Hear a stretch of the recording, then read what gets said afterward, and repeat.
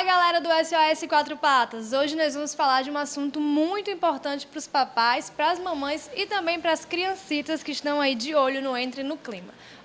Neste período do ano, muitas crianças pedem aos pais pets de presente de Natal. Mas será que é uma boa ideia? A gente vai conversar com o Dr. Saul, que já é parceiraço aqui do programa, que vai explicar quais são os cuidados que os pais devem ter ao presentear seus filhos com um bichinho de estimação. Fique atento!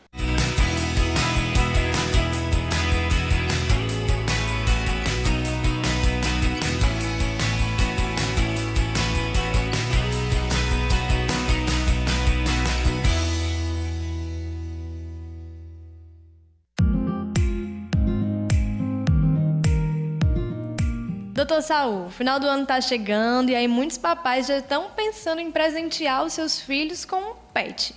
Mas eu acho que antes de dar um bichinho, para a criança, alguns cuidados devem ser repassados, Afinal, não é brinquedo. Olha, é verdade, Um animalzinho de estimação, ele serve para que a criança inicie o desenvolvimento da posse responsável. É preciso, na hora de dar um presente como esse, que se explique para a criança que aquilo é um ser vivo, aquilo não é um brinquedo como que eles ganham normalmente em época de Natal, fim de ano, Dia das Crianças. O bichinho, na verdade, ele necessita de cuidados, de carinho, de atenção, de alimentação, de limpar xixi, limpar cocô, Precisa de um ambiente adequado, a depender se é um gato, se é um cão pequeno, se é um cão grande, Se é um animal que vai crescer e não caber mais dentro do apartamento ou da casa. Então, ele precisa de ter um lugar adequado para aquelas necessidades, a depender da espécie e do tipo e do porte do animal. Então, desde sempre, primeiro, o pai começar junto com a criança a cuidar, a ensinar a hora de alimentar, ensinar a hora de deixar o animal dormir, ensinar a hora que o animal deve ficar solto dentro do quarto, ou então a hora que o animal pode ir para a sala, para o lugar onde tem um tapete. Então, não é simplesmente dar o animalzinho e deixar a criança fazer com ele o que quiser. É preciso ter vários cuidados nesse sentido. Você falou aí sobre lugar adequado, eu fiquei me perguntando. E aquelas famílias que moram em apartamentos, Porque geralmente apartamento não tem quintal, é um pouco menor. Aí, para criar um bichinho dentro de um apartamento, será que é interessante? Olha, muitas vezes sim. Na verdade, hoje a gente tem animais... Existe uma mudança nos últimos anos, onde mais de 60% dos cães eram de grande porte. Os lares tinham mais animais do ponto de vista de guarda do que de companhia.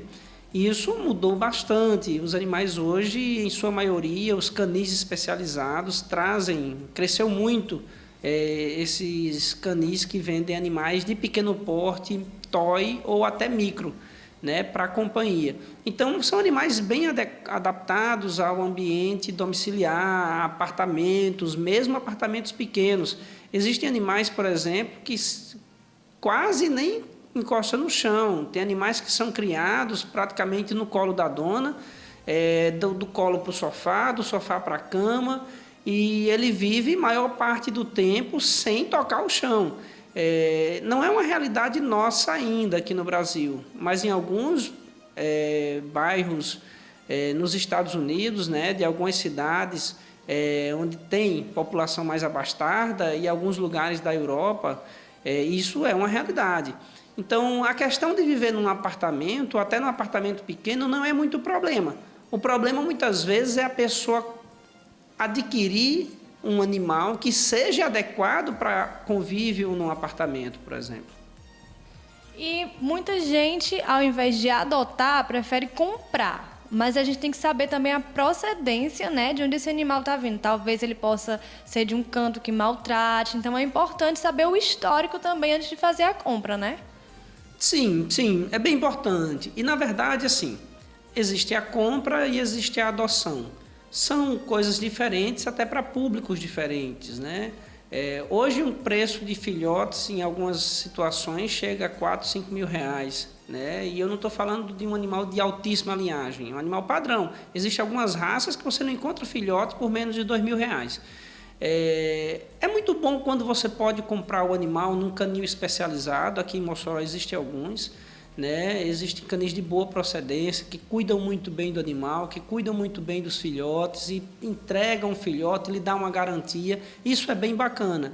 Porém, também existe um mercado muito grande das pessoas, e tem aumentado, graças a Deus, das pessoas que querem adotar, né? As pessoas que preferem pegar um animalzinho na rua, porque eles se sentem bem, não em ter a posse do animal, e sim em saber que aquilo ali é uma contribuição que ele está dando, é uma ajuda que ele está dando, é ele pegar um animalzinho que estava sendo maltratado, que estava abandonado, e ele passar. Então, a depender do próprio ponto de vista de quem está pegando esse animalzinho para cuidar, ele opta por fazer a aquisição, a compra num canil ou de um particular, ou então fazer a adoção.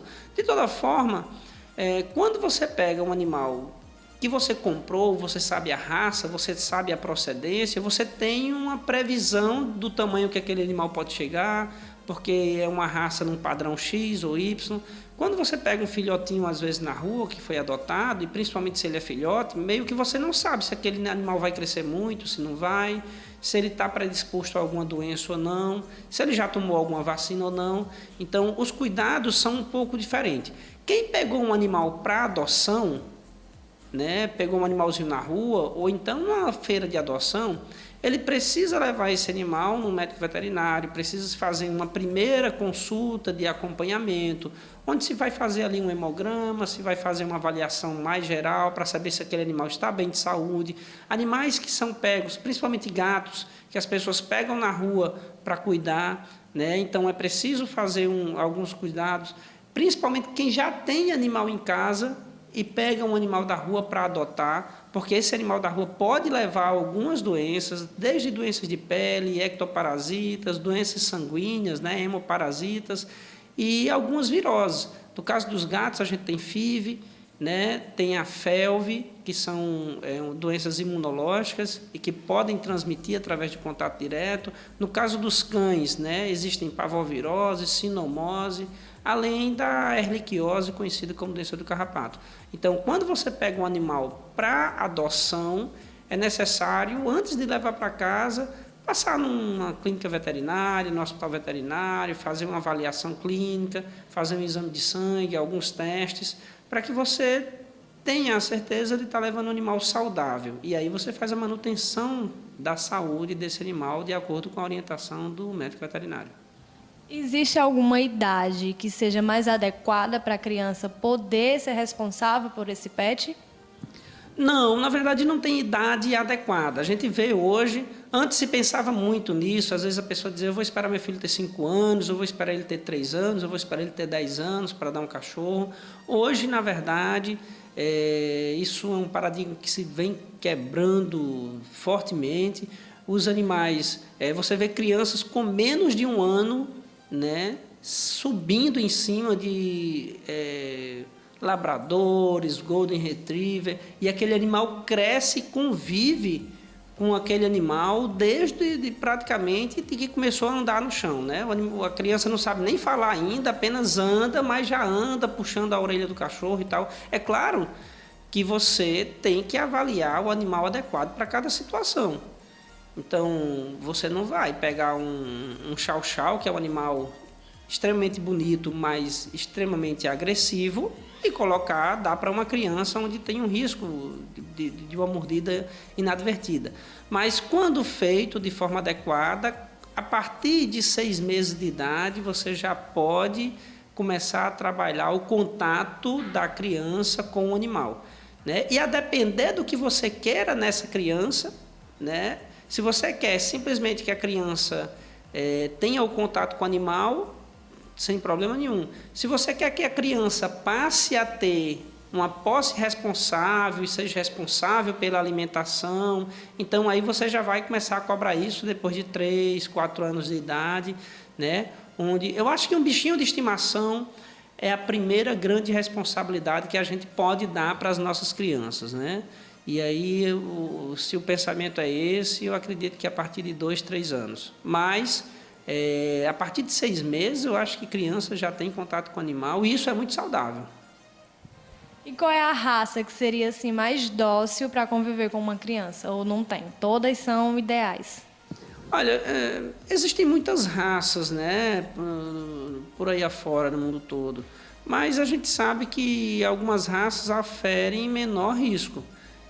A gente sabe que, por exemplo, o Golden Retriever é uma raça muito dócil, o próprio Labrador, que falei há pouco, também. A gente sabe que existem raças que são muito fáceis de ser ensinada a conviver com criança, como é o caso de pastores alemães, né? Existem raças que são protetoras naturais de crianças, como são algumas raças bulls, né? O próprio Pitbull, por exemplo, é uma raça que tende a proteger criança, ao contrário do que muita gente pensa, né? O problema, especificamente do Pitbull, é que você vê muitos casos de pessoas que destroem o temperamento dócil do Pitbull, tornando-os agressivos, ensinando-os constantemente a serem agressivos. E aí, esses são os que aparecem em noticiários, em TVs. Mas Pitbull é um animal muito protetor com relação a crianças, né? E você tem raças menores, o próprio Chihuahua, o Spitz alemão, né? Conhecido como Lulu da Pomerânia. Então, Yorkshire, Shih Tzu, são raças que brincam muito, são raças muito ativas e que se dão muito bem com crianças, até as menores. Muitas crianças têm esse desejo, né, de ter um cachorrinho, um gatinho em casa, um pet. Mas, por outro lado, alguns pais também já sentem a necessidade de colocar os seus filhos em contato com um animalzinho. Por que que é tão saudável e tão importante para a criança conviver com um bichinho? Olha, veja bem, eu me lembro que há alguns anos atrás, né, na minha geração como criança, a gente cresceu vendo burro, vendo cavalo, vendo galinha. A gente via isso com frequência, né? Era muito comum na minha época as pessoas, mesmo sem ser em sítio, mas criarem galinha em casa, criar passarinho. Hoje nem é mais permitido algumas aves, né? A ave silvestre não é mais permitido. Mas o contato com os animais, de maneira geral, era muito comum. A minha filha, por exemplo, ela veio ver uma vaca, já tinha 2, 3 anos de idade, e para ela foi uma surpresa quando ela viu uma vaca. Um cavalo, então... Então, assim, o mundo hoje ele é muito corrido, e a interação da criança com a natureza, estímulos visuais e outras formas de contato, né? Ela pegar num animal de verdade e ver aquele animal se mexendo, ao invés de ter um simples ursinho de pelúcia que tem uma voz monofônica gravada, isso desperta aí muito a interatividade, a capacidade da pessoa, da criança, de entender o certo e o errado, ela perceber quando é que ela está maltratando ou não o animal, ela ter uma noção de que animais comem e bebem assim como a gente. Então, eu acho que o principal ponto é o que a gente chama de posse responsável. Criar essa responsabilidade, essa interação nas crianças é muito importante. Um outro ponto, e aí esse de um ponto de vista mais médico, existem crianças com desenvolvimentos especiais, como autismo e algumas outras doenças motoras, que se beneficiam infinitamente do contato com os animais. Muda a estima da criança. Tem crianças que o convívio com o adulto já não traz tanto atrativo, né? Crianças com certos déficits mentais, e quando você introduz um animal ou outro, a interatividade, a evolução da criança sobe muito. Então, existem vários aspectos, né, e existem vários estudos que mostram a melhora da interatividade e da responsabilidade das crianças quando passam a ter contatos com animais. Para a gente encerrar o nosso bate-papo de hoje, quais são assim, as dicas básicas que a gente pode deixar para os papais aí quando eles forem repassar o pet para as crianças? Olha, eu acho que fazer uma compra ou uma aquisição, né, seja adoção ou compra, de forma responsável e orientada. Observar o espaço, procurar saber quais são as raças que se adequam com aquela condição, né? Os veterinários estão aí para isso. Ele observar o que é que ele tem e qual é o interesse dele com aquele animal e a criança, ele já identificar quem vai tomar conta do animal efetivamente, se é a mãe ou o pai, ou se vai ser especificamente a criança, porque tudo isso ajuda para você adquirir um animal de forma adequada, né? Uma alimentação que também deve ser orientada, a parte da hidratação. Existem hoje, a depender do que você queira, se você quer um gato ou um cão, existem tipos de bebedouros diferentes. Existem também, se você quer um cão pequeno ou grande, ou se o seu cão tem bigodinho, ou se o seu cão... existem tipos de bebedouros diferentes para raças de cães diferentes, né? Então, para que você não esteja maltratando o animal sem saber, é importante saber tudo isso. Veja só, o animal, quando molha o focinho na hora de beber água e o animal tem um pelo longo, aquilo ali predispõe a dermatites nessa região. Existem animais que têm uma pelagem com dobras também que predispõem a dermatite, então necessita de um cuidado adequado. Você tem condição de dar aquele cuidado a mais para aquela espécie? Então não é só comprar o animal que achou bonitinho.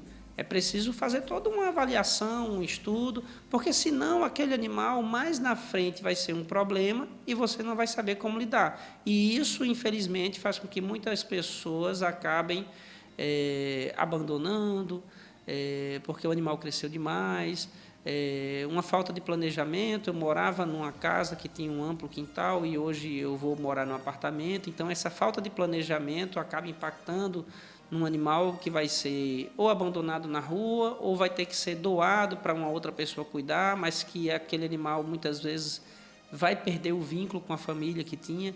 Então, todos esses cuidados, né? Vacinação, vermifugação, check-ups preventivos, tudo isso é preciso o proprietário, o dono, o pai da criança saber, porque muitos desses cuidados realmente não vai partir da criança. É isso, gente. Esse foi o SOS Quatro Patas de hoje. Você aí que vai ganhar ou vai presentear alguém neste Natal com um pet, é bom prestar atenção, viu? Porque o bichinho não é brinquedo.